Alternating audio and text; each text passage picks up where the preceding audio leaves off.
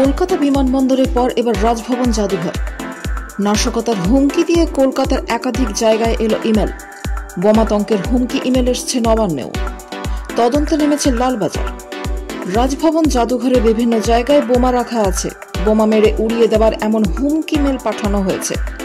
এই খবর প্রকাশ্যে আসতেই শোরগোল পড়ে গিয়েছে। এদিন দুপুরে প্রায় একই সময় রাজভবন, কলকাতা এবং জাদুঘর সহ বিভিন্ন জায়গায় হুমকি ইমেল এসে পৌঁছয়।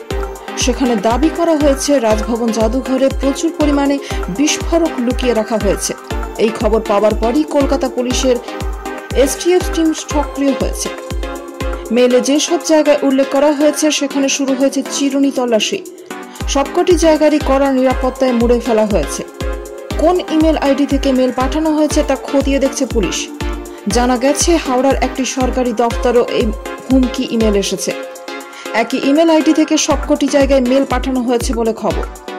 অন্যদিকে কলকাতা বিমানবন্দরেও 3 দিনে দুবার বোমাতঙ্ক ছড়ায়।